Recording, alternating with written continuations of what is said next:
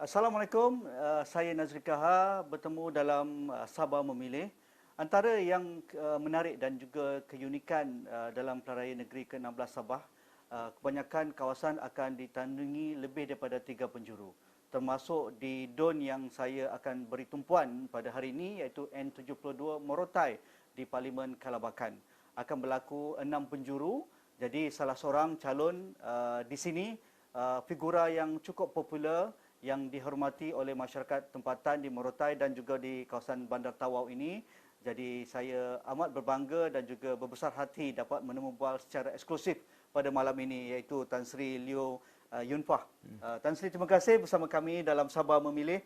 Tan Sri sebagai Presiden Parti Harapan Rakyat Sabah, satu parti lama dihidupkan semula oleh Tan Sri dan juga rakan-rakan. Ada persoalan bermain di kalangan masyarakat Tawau dan juga pengundi di Sabah.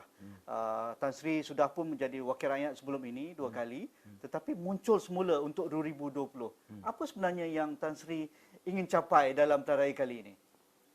Untuk maklumat, terima kasih dulu kerana Asrawani telah pilih saya sebagai seorang yang dipersoalkan. Ya. Untuk maklumat, sebenarnya saya pada awalnya memang tidak berhasrat untuk bertanding kerana saya rasa saya ingin berundur dan bagi tumpuan kepada bisnes untuk membantu orang-orang yang banyak susah lagi perlu dibantu di daerah Tawau ni. Jadi pada COVID-19 ni saya telah tinjau dan juga bagi bantuan. Dan saya juga selaku komandan kawasan ini pada masa itu dan juga saya tinjau pelosok ke pelosok. Saya lihat banyak rakyat lagi susah. Apabila saya kembali ke kampung saya, Morotai Tinjau, Morotai itu daripada saya tinggalkan 15 tahun hingga sekarang tidak ada perubahan apapun. Yang ada perubahan cuma daripada private sector yang buat kontraktor bangunan. Maka itu saya rasa selaku anak Morotai, walaupun hari ini saya telah berjaya, mempunyai gelaran yang tertinggi dan sebagainya. Tetapi saya rasa itu bukan kehendak saya. Dan saya perlu juga bantu orang kampung saya mencapai sesuatu tahap yang kata orang tidak sesama saya pun, tapi sekurang-kurang mereka setanding dengan saya apa yang mereka yang ada di Morotai ini. Karena Morotai ini yang saya rasa sudah wujud selama tidak kurang daripada 70 tahun. Pada dasarnya infra yang asal pun, contoh bank dan sebagainya, ni hospital, apa semua pun masih kekurangan lagi. Anak-anak kampung saya yang belajar dalam kesusahan, yang ingin mengejar ke tahap tinggi, tetapi tidak mempunyai kewangan yang cukup. Maka itu saya sudah fikir, saya selaku insan dan juga yang lahir di Morotai, kerana Morotai itu tebuni saya. Yang saya lahir, saya besar dan belajar situ. Jadi saya rasa saya tidak dapat elakkan daripada situ. Dan khasnya satu, saya memang daripada kecil, saya bersama dengan orang Melayu. Dan saya sekolah dibantu oleh cikgu-cikgu Melayu. Kemudian saya besar berniaga bersama orang Melayu. Seterusnya saya dalam politik pun, yang undi saya ini majoriti orang Melayu. Kemudian anugerah dipingat saya dalam badan saya pun orang Melayu. Jadi saya fikir orang kampung saya majoriti orang Melayu. Saya haruslah mainkan peranan untuk bantu mereka, membawa mereka ke satu wawasan. Sekurang-kurang khusus yang belia-belia yang susah ini. Saya tidak mau anak-anak kampung saya balik-balik di Toma, anak-anak kampung saya ini nakal lah sebagainya, dada lah sebagainya. Saya tidak mau. Kerana saya mau elakkan daripada itu. Tetapi tanpa pemimpin yang guide mereka, yang bawa mereka, bagi perjalanan mereka, mereka mana boleh capai sesuatu jalan yang baik. Kalau harapan anak kampung saya usaha sendiri. Jadi maka dengan itulah saya berfikir panjang, saya telah bincang dengan rakan-rakan lama untuk kembali semula di politik ini. Okey, menarik. Itu latar belakang yang saya rasa cukup signifikan dan relevan bagaimana Tan Sri ingin kembali semula dalam arena politik. Melihat keadaan semasa dan juga bagaimana gagasan Parti Harapan Rakyat Sabah ini untuk muncul sebagai satu kuasa mungkin boleh menjadi kingmaker kalau menang 4 kerusi ini, kerana boleh menjadi penentu siapakah yang akan membentuk kerajaan selepas 26 September akan datang. Bagi Tan Sri, kenapa hanya memberi tumpuan kepada kawasan Tawau? Bagi saya selaku anak Tawau. Dan saya pernah sudah menjadi pemimpin di peringkat negeri. Saya selaku satu ketika itu saya Menteri Belia Sukan Sabah.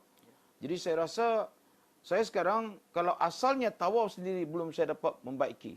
Macam mana katakan saya pulaskan membaiki kawasan orang. Jadi maka dengan itu saya pilih di kawasan saya sendiri dulu. Saya kumpul dengan rakan-rakan seperjuangan saya yang sesama dengan visi misi saya. Ya. Maka itu kami pilih Tawau, contoh Merotai, Kukusan, Seri Tanjung dan Balong. Karena kami fikir apabila kami capai sesuatu ini, banyak yang kami dapat mencuba membuahkan. Daripada segi ekonomi, daripada segi pembangunan dan sebagainya. Khasnya adalah usahawan. Kerana kita sudah sedia maklum, contoh di Indonesia, Ya. ibu kotanya tidak lama datang ke Tawau. Tetapi apa persiapan kita yang untuk sambut ini? Dan juga contoh ekonomi yang selama ini. Kita sudah nampak usahawan-usahawan yang sudah ada di dulu hingga ke sekarang. Ini contoh di satu street.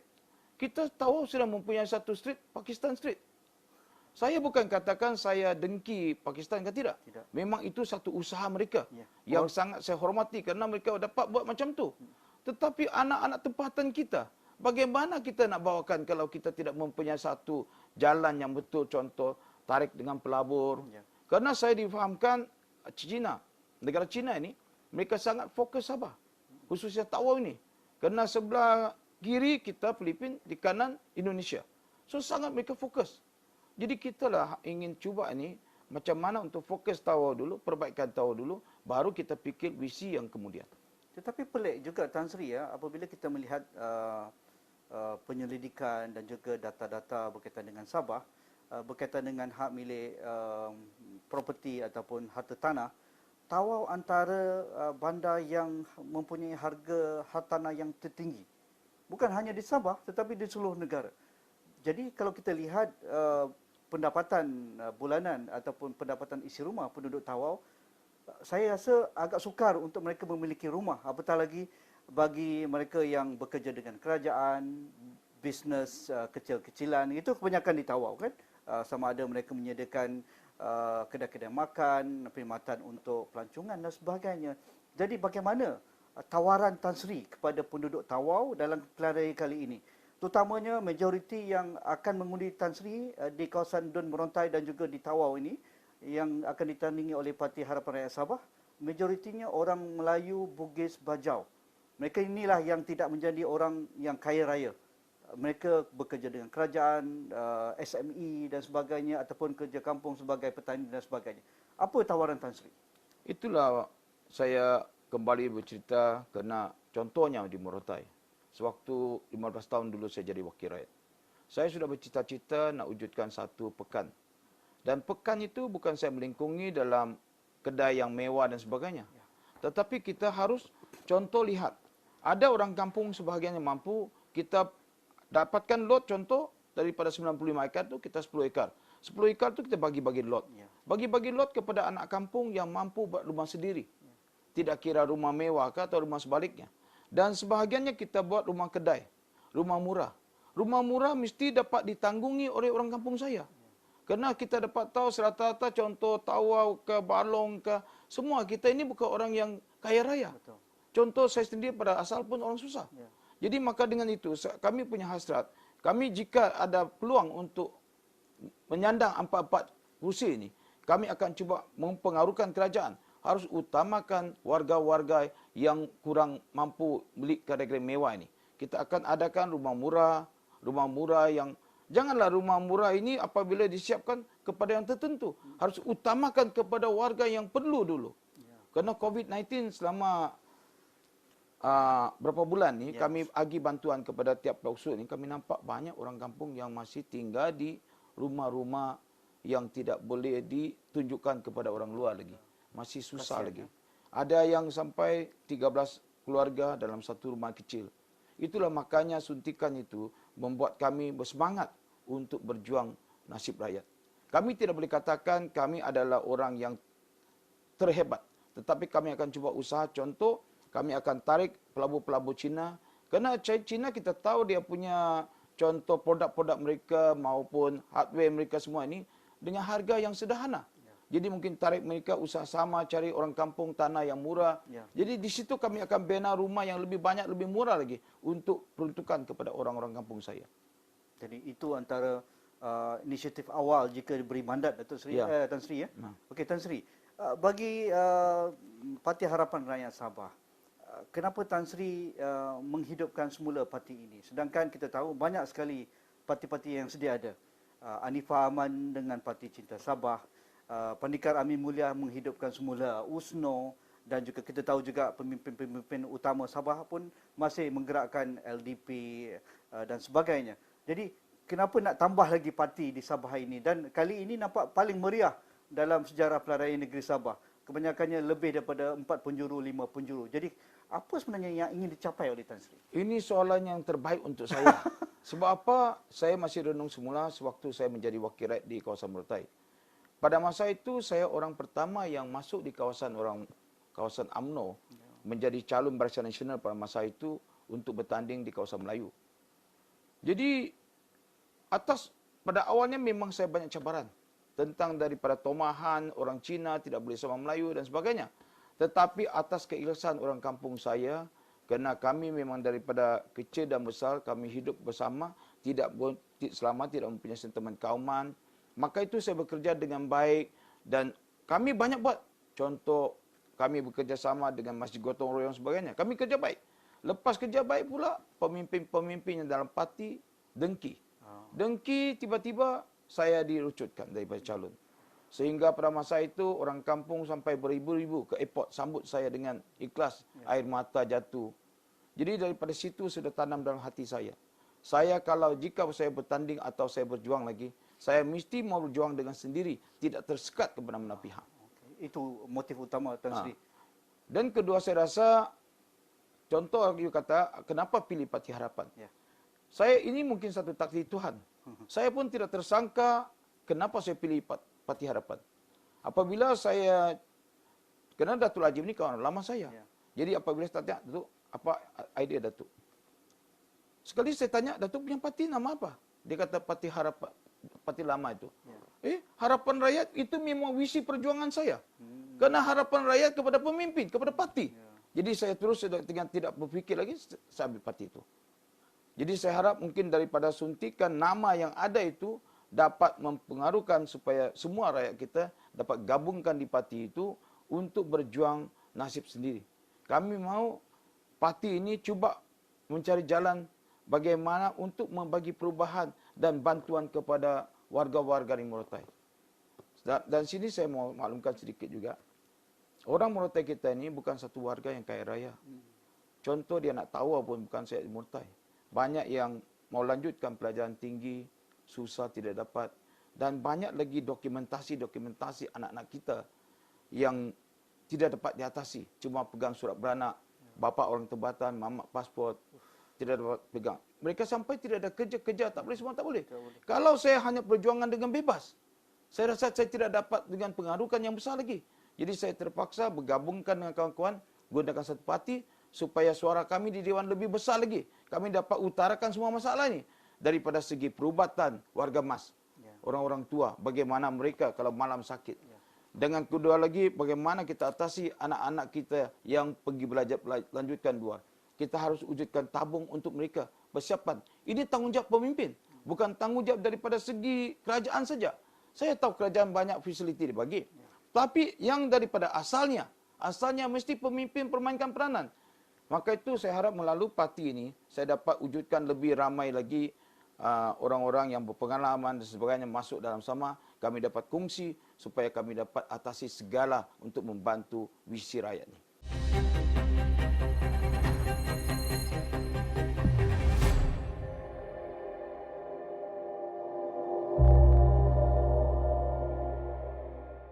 Bertemu kembali dalam Sabah Memilih dan pada hari ini saya menampilkan seorang calon wanita kerana dalam pilihan raya negeri kali ini kita amat kekurangan calon wanita. Pastinya ada keistimewaan perlu diceritakan perihal calon wanita yang menampilkan diri, sama ada dari calon parti-parti yang bertanding ataupun dari individu yang menawarkan diri secara bebas. Jadi saya berada di Sandakan kali ini, salah satu DUN di bawah Parlimen Sandakan iaitu N56 Tanjung Papat. Saya bersama dengan salah seorang calon yang akan bertanding di kawasan DUN Tanjung Papat ini, yang akan ditandingi lebih tujuh penjuru. salah seorangnya Puan Nur Aini Sulong. Apa khabar Puan Nur Aini? Baik. Ya. Baik. Puan Nur Aini, kita nak tanya, melihat latar belakang Puan Nur Aini bukan calang-calang juga disandarkan di Tanjung Papat ini. Adakah itu sebenarnya sebagai bekas pemimpin wanita dalam beberapa parti yang sedia ada sekarang ini dan juga aktif dalam pertubuhan bukan kerajaan, adakah sebab itu Puan Nur Aini menawarkan diri sebagai calon bebas di N56 Tanjung Papat ini? Okey, menjawab soalan Nazri, Tuan ya. Nazri, saya terpanggil untuk bertanding bebas, calon bebas sebagai calon bebas untuk kali ini di pilihan raya negeri. Ya. Memandangkan saya lihat kita diwar-warkan nak 30% wanita. Ya. Tapi saya nampak di situ masih kurang lagi wanita. So bila saya tengok antara kawasan yang saya lihat ni adalah kawasan yang dari sejak saya memerintah lah dulu memegang jawatan adalah Sandakan, yang mana di Parlimen Sandakan ni dia terdiri daripada 2 dun iaitu Tanjung Papat dan Elopora. Bila saya memikirkan keadaan tersebut, dia memerlukan satu wanita untuk berdiri di kawasan Tanjung Papat.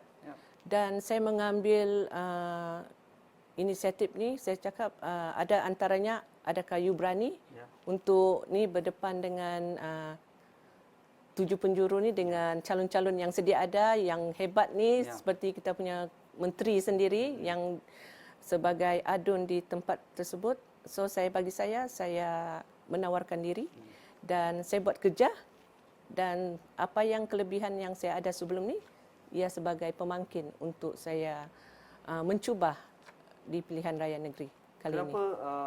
Kani Puan Nur Aini tidak bertanding atas tiket parti? Sedangkan Puan Nur Aini begitu aktif dalam parti, sebelum ini dengan UMNO, sebelum itu juga dengan Bersatu dan Warisan. Tetapi akhirnya membuat keputusan atas calon bebas. Adakah rasa tidak puas hati kerana parti tidak mencalonkan wanita kali ini, ataupun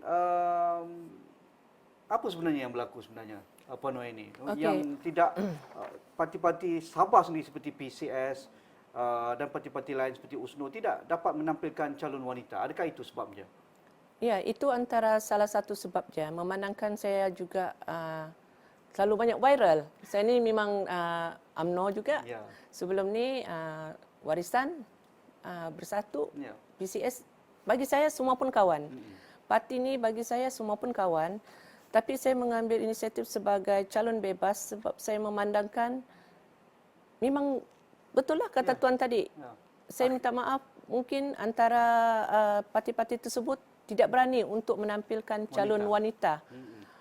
Mungkin dong masih merasakan wanita tu kurang caliber untuk menjadi untuk menjadi pemimpin. So saya menyahut cabaran tersebut untuk berdiri di kawasan yang penghuninya adalah majoriti Chinese. So saya mengambil inisiatif dan mencuba nasib saya selaku calon bebas untuk pilihan raya kali inilah. Maksudnya Puan Nur Aini bukan orang asing di Tanjung Papat, kan begitu? Tidak. Saya ni dari penglibatan politik saya dari tahun 2000. Bayangkan. Dan inilah kawasan saya sampai sekarang. Walaupun saya sebelum ni tidak terlibat penuh dengan politik, tapi di NGOs inilah. Dan penglibatan saya sebagai NGO pun bukan sejak di Sandakan, saya melibatkan di seluruh Sabah lah untuk ni. Okey, itu di Tanjung Papat, dan akhirnya Puan Nur Aini membuat keputusan nekat untuk menampilkan diri sebagai calon bebas di sini. Tetapi secara umumnya Puan Nur Aini melihat dalam pilihan raya kali ini, mengapa begitu kecil juga ditampilkan calon wanita di negeri seluruh di kawasan Dun di negeri Sabah? Seperti yang saya katakan tadilah, mungkin antara parti-parti yang ada di sini, saya mohon maaf, mungkin mereka masih merasa ragu-ragu dengan kepimpinan wanita, dan saya harap kali ini saya akan mencuba dan membuktikan bahawa insya-Allah ada rezeki, tak ada rezeki itu perkara biasa bagi saya, tapi sekurang-kurangnya ia sebagai mentor untuk terutama sekali negeri Sabah lah, untuk menampilkan pemimpin wanita. Okey.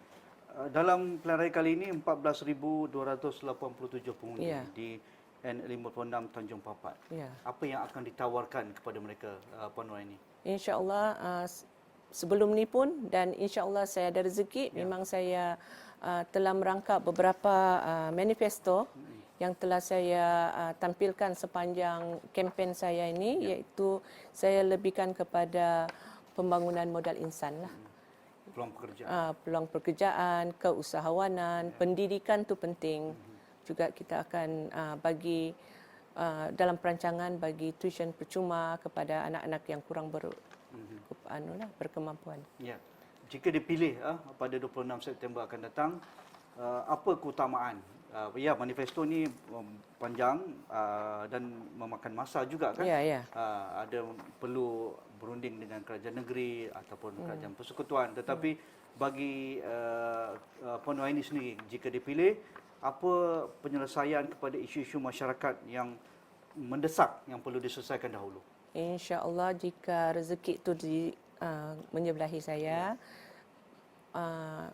poin utama yang saya ingin jalankan adalah penambahbaikan pembangunan di dalam Tanjung Papat itu sendiri. Walaupun sudah berada dalam bandar, kan? Penambahbaikan dan membuat pembangunan barulah, terutama sekali masalah-masalah tempat letak kereta, itu yang antara perkara utama yang kita perlu isu-isu perbandaran, sampah, juga longkang-longkang, susunan perumahan, itu antara kita punya rangka pertama lah. Ya. Jika saya insya-Allah ada rezeki untuk Tanjung Papat. Okey, kali ini Puan Nuaini akan bertanding dengan 6 lagi calon lain. Ya. Siapakah yang Puan Nuaini rasa akan memberikan cabaran besar dalam N56 Tanjung Papat ini? Okey, kali ini saya pun terkejut juga last minute punya pencalonan ni. Ya.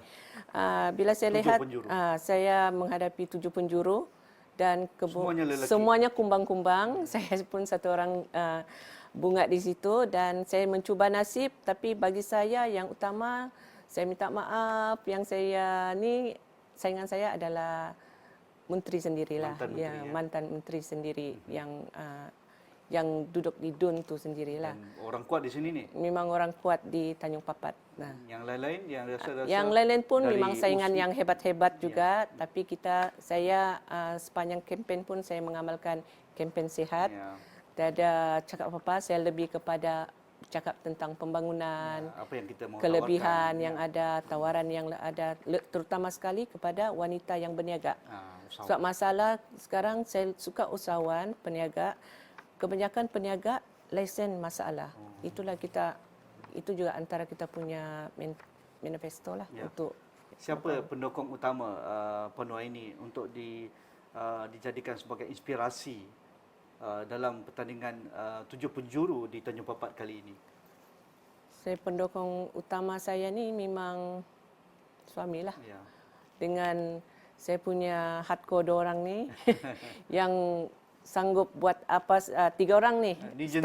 Jentera utama ni, jentera untuk kempen dan mereka juga yang bertanggungjawab untuk jadual-jadual perjalanan. Alhamdulillah lah. Juga rakan-rakan yang sebelum ni mantan-mantan yang sama-sama turun padang jugalah. Saya ucapkan terima kasih kepada mereka lah. Dalam kempen COVID-19 ini adakah aktif juga di laman sosial? Ya, saya memang aktif. Every day, siang malam kita ada keluar dalam Facebook. Dan saya juga menyarankan semua program kita mengikuti SOP yang telah ditetapkan, permit dan cara berkempen pun kita ikut aturan lah. Okey, mungkin akhir sekali Puan Nuaini ada pesanan kepada pengundi N56 Tanjung Papat supaya membuat keputusan yang bijak pada 26 September akan datang? Pesanan saya kepada seluruh pengundi N56 Tanjung Papat, saya memohon sokongan dan dokongan daripada para pengundi, keluarlah beramai-ramai mengikuti SOP yang telah ditetapkan, pakai face mask dan ikut tetapan masa yang telah ditetapkan oleh SPR dan pilihlah calon yang betul-betul layak untuk duduk di DUN N56 Tanjung Papat. Mungkin pesanan juga untuk calon-calon wanita lain dalam pertandingan Pilihan Raya Negeri Sabah kali ini. Tidak dinafikan juga, ramai kawan-kawan juga di Sabah ni ada calon-calon wanita, tak kira parti juga bebas pun ada. Saya menyarankan kepada semua kawan-kawan, kuatkan semangat, kita kempen sehat, go ke depan. Jangan mengalah kan? Jangan mengalah. If lelaki boleh, kita pun boleh, wanita pun boleh. Itu yang mau saya dengar. Terima kasih Puan Aini Sulong, calon bebas dengan lambang kapal terbang. Ya, calon lambang nombor berapa Puan Aini? saya kena calon 03. 03, senarai 3 di N56 Tanjung Papat. Dan saya memilih hashtag saya hadir dan mengalir. Ini penting tu. Ada maksud ada maksud yang tersirat. Tersurat dalam hashtag itu. Terima kasih Puan Aini. Semoga terus sukses.